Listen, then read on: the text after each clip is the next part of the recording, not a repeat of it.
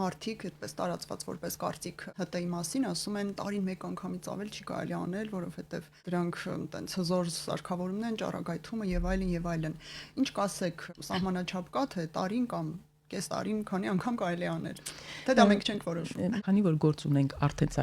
ճառագայթային ծանրաբեռնվածության հետ, բնականաբար այստեղ շատ մեծ նշանակություն ունի անհրաժեշտությունը հետազոտության։ Եթե կա անհրաժեշտությունը, բնականաբար պետք է անել մի քանի անգամ, հա։ Կան խնդիրներ, կան հիվանդություններ, նաև դինամիկ ինչու՞ չէ հսկողություններ, որոնց պարագայում պարտադիր է որպեսզի այդ հետազոտությունները անցնենք մի քանի անգամ, բայց եւ ռադիոլոգները եւ բուժող բժիշկները նշանակում են արդեն հետազոտությունը, մենք ասել ենք նրան, որ կա այդ կրթությունը բժիշկների մեջ, ոչ միայն ռադիոլոգների, որոնք գիտեն, այլ նաև բժիշկների մեջ, որ նշանակում ենք ըստ անհրաժեշտության եւ որոշակի ժամանակահատված ընդմիջումով,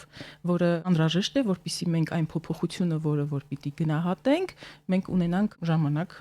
որpիսի այդ դինամիկան, այո, այդ դինամիկան գրանցվի, որովհետեւ շուտ անել խնդրի առաջ ենք կանգնում, այո, որովհետեւ չունենք ճիշտ դինամիկա եւ պլյուս ունենք արդեն ճառագայթային ծանրաբեռնվածությունը հիվանդի հետ կապված, այո, համակարգչային շերտագրման շատ հետազոտություններ կատարվում են կոնտրաստային նյութի ներարկմամբ, որը եւս իրենից ներկայացնում է տոքսիկ նյութ, բնականաբար պետք է ունենանք բացարձակ ցուցումներ եւ հետազոտությունը կատարելու եւ այդ կոնտրաստային նյութը ներարկելու համար ցանկալի է բնականաբար որ լինեն այդ ցուցումները։